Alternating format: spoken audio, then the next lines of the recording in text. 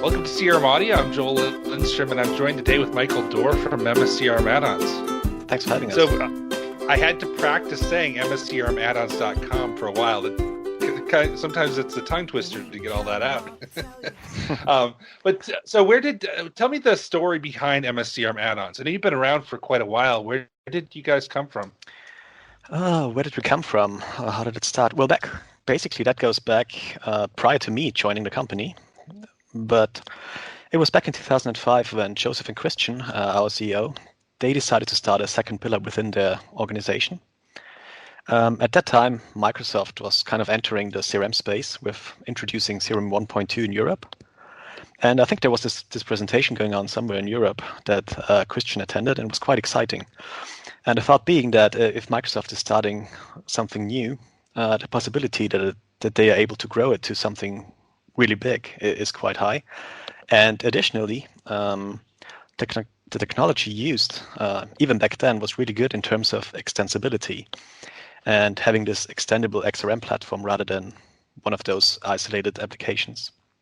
And basically, so along with the first customers using CRM, we started to use it internally, but kind of rather soon realized that there's some gaps when it comes to fill some very common needs. And with our know-how in being a development shop back then in .NET and using this extensibility provided by the platform, it was surprisingly easy to fill those gaps.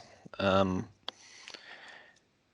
that's what we did for internal purposes. But while developing those solutions or those little add-ons, we saw in the community that there's a lot of other customers having the same needs. So this is where it kind of started. So we decided to bring all this together and create this new brand called mscrmaddons.com.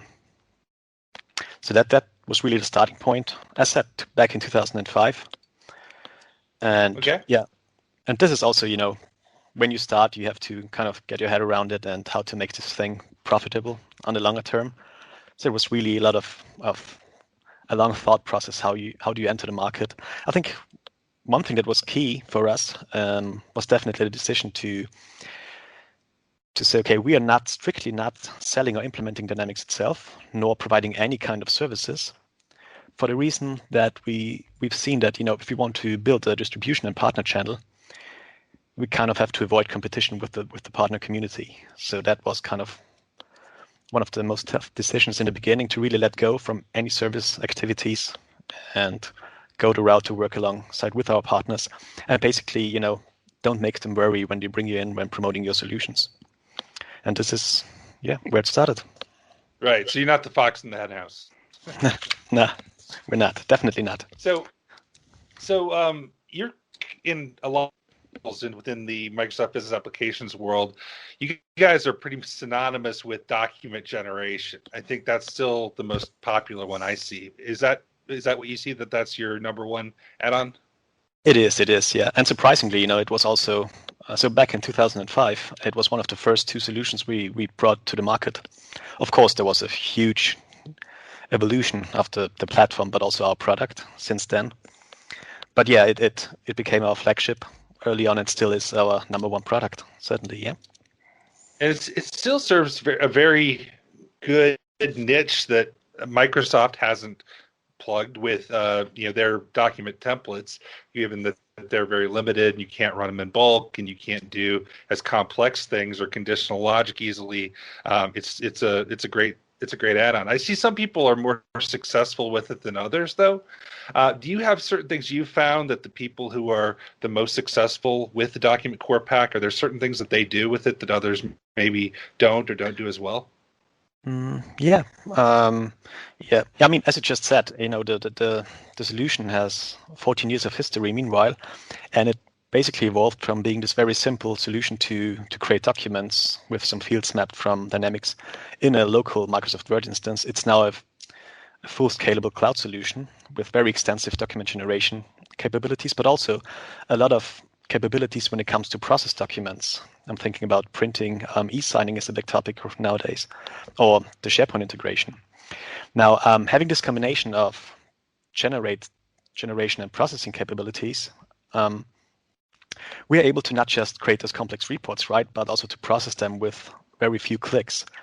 Or ideally even fully automate such processes. And I think that what I would say are the most successful customers, they really understand, first of all, their own business requirements and needs in detail, their document needs. And then they utilize the full potential of our solution to really create a standardized, simple process for the end users, or even being able to fully automate those business processes. Maybe I'll give an example on that.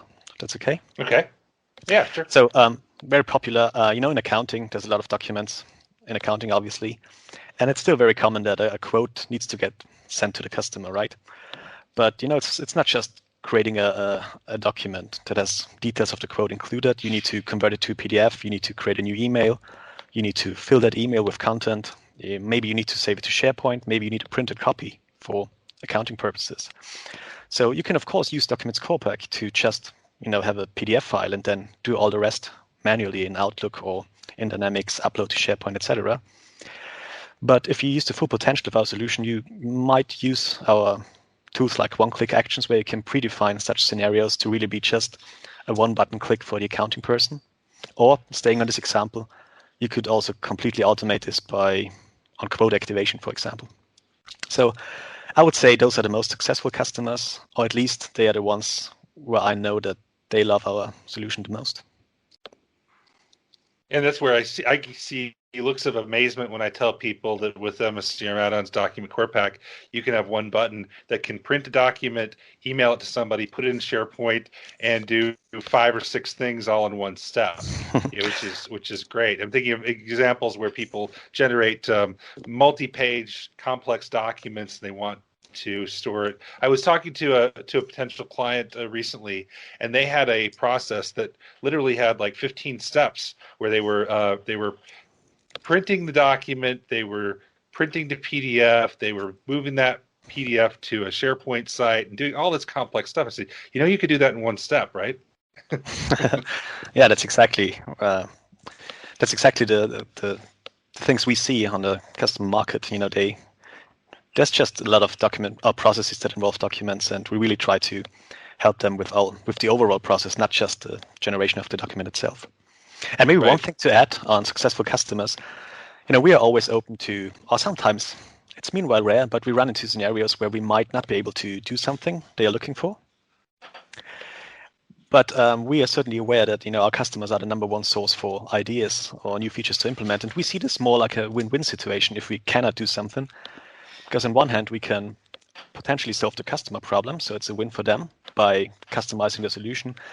But more often than not, they are not the only customer with this requirement. So even without charging the customer, we are happy to implement new features if we see a broader use from the customer base. How do you gather those suggestions from your customers?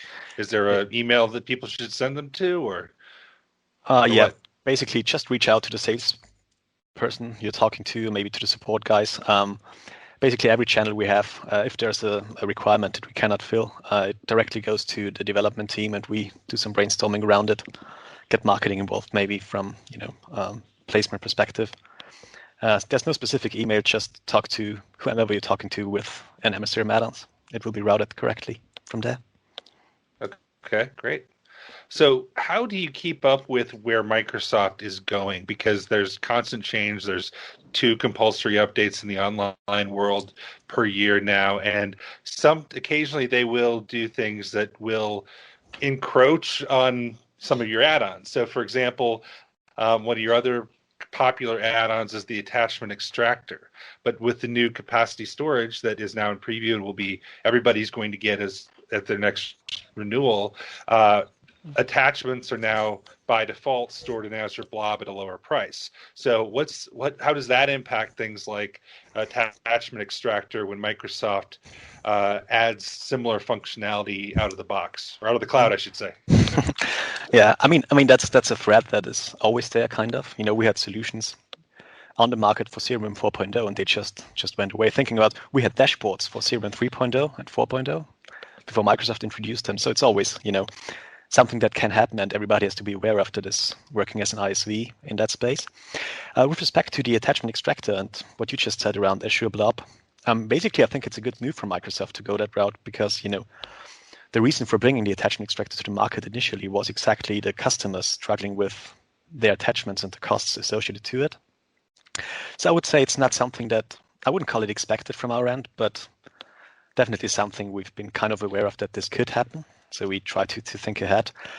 From a future of this add-on, or from a future perspective of that add-on specifically, I think there's two strong value propositions for it still. First of all, we had Azure Blob as a potential storage location alongside to SharePoint for a while. And a lot of customers still go with SharePoint as the number one preferred option. I think there's, again, two reasons for that. First of all, it's a very advanced document management system and library where you can do searches, filtering, versioning, check-in, check-out. And more importantly, it has this nice Dynamics to SharePoint integration where you can find all the documents in context of a record on that associated SharePoint folder. One example, we did a case study on this actually. A roofing company where the people are on the field, they take pictures of the damaged roofs, they send them in by email. And ideally, if you access the company or the customer inside Dynamics, you want to see all the pictures that came in a consolidated view on SharePoint, which is quite nice. Now, the second reason where we think Attachment Extractor has a good point is that and this is actually quite new, we added new capabilities to the extractor, and we allow the extractor to act against activity content and specifically email content rather than just the attachments. So basically, it now supports moving email content to Azure Blob. Now, why did we do that? For ourselves, but also for our customers, especially customers that do track emails inside Dynamics, we've seen that next to attachments, also emails themselves can consume quite significant portion of data capacity. Think of a rich text email with a signature sent from Outlook. They are typically in a range between 15 and 25 kilobytes per email. Now, this email goes back and forth with the customer a couple of times. The chain just grows, and every time it gets tracked into the database. So that can scale up quite a bit. Now, by being able to move this email content, we've been able to drop that space consumed by emails significantly for some beta customers and ourselves too. Very important to add, we do this in a transparent way, which means the users using the tool or Dynamics, they will not notice any difference because we basically always get the content back in time when they want to view an email, want to search for emails inside Dynamics. So I think we hope that at least for customers that do track the emails in Dynamics, it's certainly something we encourage you to check this out. We've seen. And what about now that we're moving beyond Dynamics to the Power Platform with Common Data Service and CDS environments that aren't even technically Dynamics 365 environments? Does your solutions like Document Core Pack and Attachment Extractor, do they work in non-dynamic CDS environments? They do, yeah, definitely. With all the changes Microsoft introduced, there's a lot of things to think about from a product placement and marketing perspective. But luckily for guys like us who come from the CRM background or Dynamics 365 background, the technical transition was not that big, right? From an SDK perspective, et cetera, how things work. Basically, the backend changed to CDS, but the changes we had to introduce to the product are rather simple. Now, anyway, the last couple of months, we, of course, spent a lot of time to making all our solutions ready for model-driven apps and a new UI. So that was number one. And luckily, we are 99% there. So even our telephone integration is now fully compatible with model-driven apps. To be honest, there's very few features that are yet missing, but we are eager to provide a full set of capabilities for all add-ons on the Power Platform, which means model-driven apps. Now, as you mentioned, Documents Core Pack, maybe I add one thing here. With Documents Core Pack, we kind of extended it to integrate more nicely in Microsoft Flow, work with Flow, CDS as the data backend, and also enable Canvas apps and Flow users to utilize our document feature set within those new tools by Microsoft. That's basically already possible, but we are also thinking about new ways to provide a more dedicated set of features for a more intuitive configuration or utilization of Documents Core Pack within Power Apps and Flow. So is there an Mscrm-Addons document core pack connector for Flow now? That's about to come. Right now, we try to keep it simple. We've got an interface where you can utilize documents core pack features from within Flow using the CDS connector. So we can work with that to basically provide all the features we have in Flow. And actually, we already did webinars on this topic, as well as live presentations, and the feedback was really good. So one example I did recently was, building a Canvas app where a guy's delivering something to a customer, and he needs the customer to sign this off using an e-signature provider. So I created this little app where a contract gets generated. It lists all the details of the delivery, all the goods that have been delivered, and the services that have been done or completed. And we use then our Adobe Sign integration to do in-person signing. So it generates the document with all the details, and I can, just take my tablet or handset, whatever I have, just give it to the customer. They can sign off directly on screen, and it's all tracked back to Dynamics. The signed document gets pushed back nicely. So that was, it opens up a lot of use cases, right? The whole Canvas app and Flow technology, and especially with Documents Core Pack, we are really going to provide all our feature set to the community. I think that makes a lot of sense because I could see a lot of scenarios where you have specific niche scenarios where someone is in the field or meeting with a client and you want to give them a very simple interface to deliver a proposal document and get a signature on something. That would be great. And being able to use that from Canvas apps and use Flow to extend that.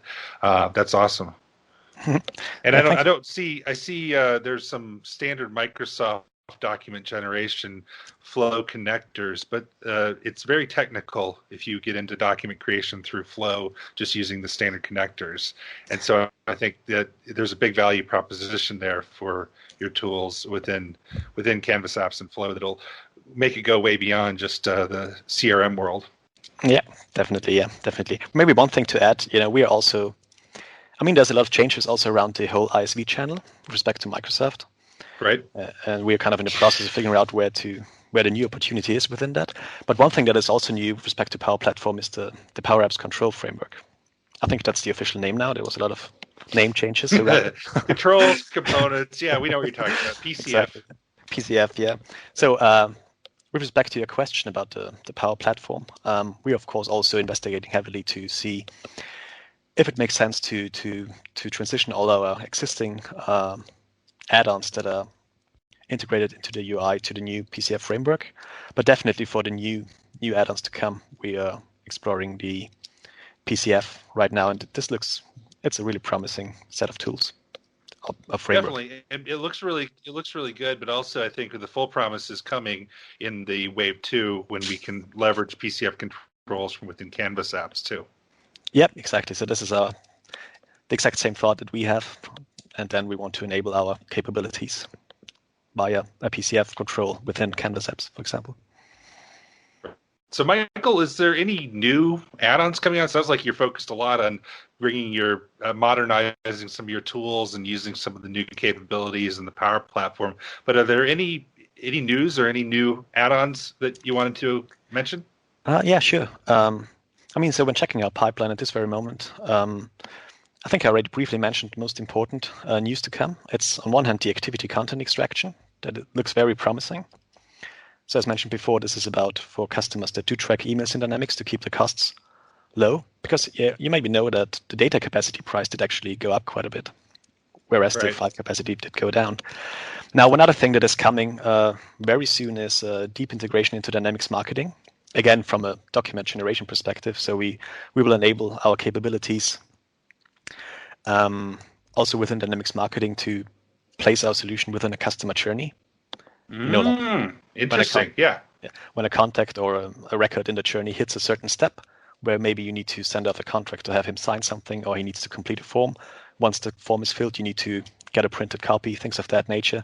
So we're working on custom tiles to integrate into customer journeys and make use of that. And we've got very high interest from the higher education space on that end. That's why I brought that up. Yeah, that's great because I think there's a lot of complementary synergy between your document core pack and marketing automation, because marketing automation does great for digital marketing.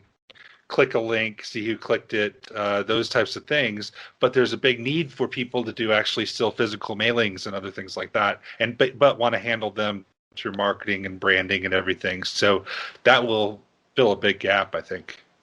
Thank you. Yeah, that's what we're hoping for. Now, maybe on Documents Corporate, I'd like to add another thing that we're working on kind of reporting tools.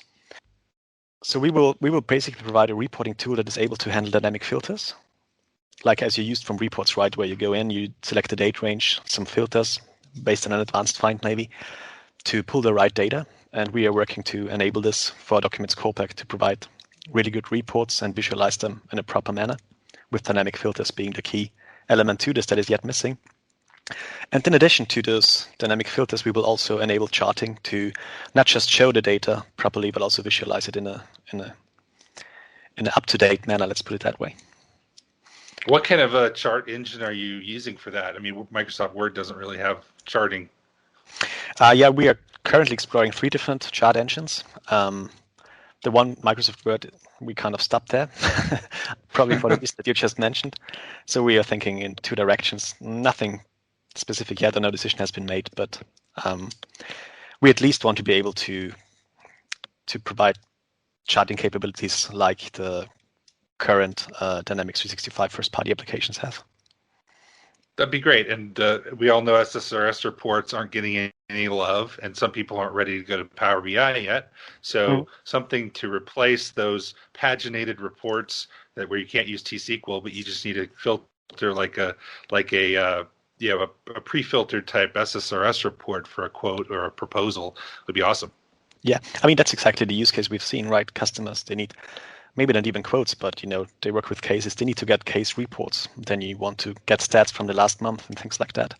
So that was kind of a difficult. It was possible with Documents Corporate, but not ideal. So this is something, or a use case that we're trying to cover in a better way.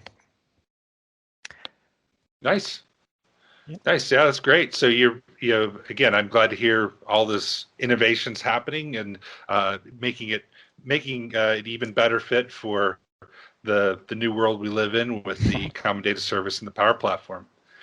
Anything else before we end? Michael, what's the best way for people to get a hold of you? Basically, I would encourage everybody to visit our website, mscrmaddons.com. Check out what solution we have and see if they can fit one of your needs. Maybe I'd like to reemphasize that we do provide free trials for all our solutions. So just give it a try either from our website or from AppSource, Microsoft AppSource.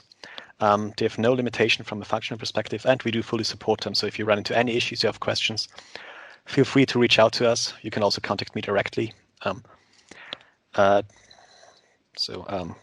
details. I'm not sure. Do you post contact details on the? Yeah, I'll put it in the show notes. So awesome. Yeah. So that's just reach out if there's any questions around that. So free trials. Thanks for joining us, Michael. Thank you. Thank you for having us. Have a good day.